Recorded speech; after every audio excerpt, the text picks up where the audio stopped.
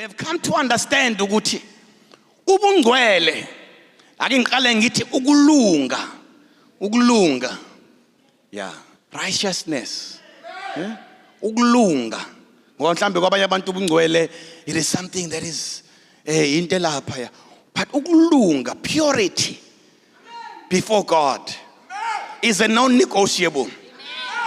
Ikakhulukazi uma usuyitshela ukuthi ngifuna ukukhuleka. Purity is non-negotiable. Purity is actually a weapon.